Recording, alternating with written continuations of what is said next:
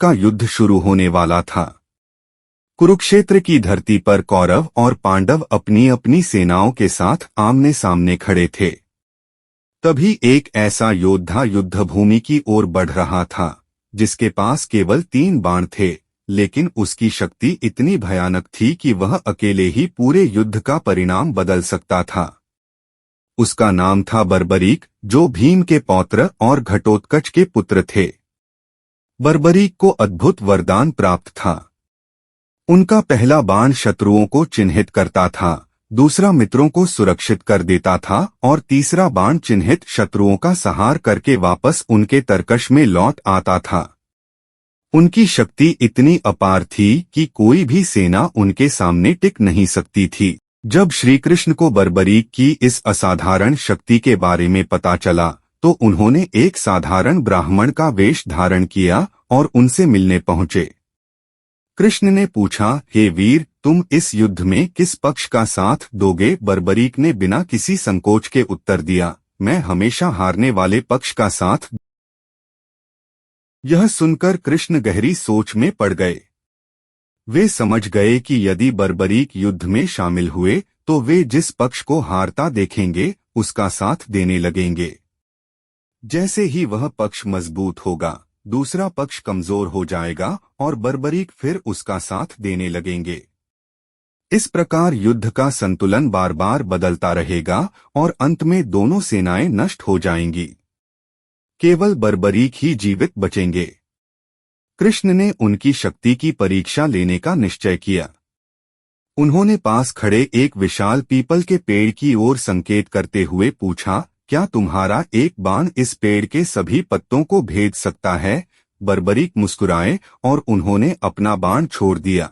बाण बिजली की गति से उड़ता हुआ पेड़ के हर पत्ते को छू गया, लेकिन तभी वह बाण कृष्ण के पैरों के चारों ओर घूमने लगा। कृष्ण आश्चर्यचकित रह गए। वास्तव में उन्होंने एक पत्ता अपने पैर के नीचे छिपा लिया था। बाण उस छिपे हुए पत्ते को भी भेदना चाहता था। अब कृष्ण को पूर्ण विश्वास हो गया कि बर्बरीक की शक्ति असाधारण और अजेय है। तब कृष्ण ने उनसे दान मांगा। कृष्ण ने कहा, मुझे तुम्हारा शीश चाहिए। यह सुनकर बर्बरीक एक क्षण के लिए स्तब्ध रह गए, लेकिन उन्होंने अपने वचन और धर्म का पालन किया। उन्होंने बिना किसी हिचकिचाहट के अपना शीश दान कर दिया। तब कृष्ण ने अपना वास्तविक स्वरूप प्रकट किया। बर्बरीक ने भगवान के दर्शन किए और उनसे एक अंतिम इच्छा व्यक्त की कि वे महाभारत का युद्ध देखना चाहते हैं। कृष्ण उनकी भक्ति और त्याग से अत्यंत प्रसन्न हुए। उन्होंने बर्बरीक के शीश को एक ऊंची पहाड़ी पर स्थापित कर दिया, जहां से वे पूरे युद्ध को देख सकते थे। 18 दिनों तक बर्बरीक का शीश कुरुक्षेत्र के युद्ध का साक्षी बना रहा। उसने देखा कि कैसे महान योद्धा धराशायी हुए, कैसे धर्म और अधर्म के बीच भयंकर संघर्ष हुआ और कैसे युद्ध का प्रत्येक क्षण इतिहास बनता गया। जब युद्ध समाप्त हुआ और पांडव विजयी हुए, तब उनके बीच यह विवाद छिड़ गया कि विजय का सबसे बड़ा श्रेय किसे मिलना चाहिए।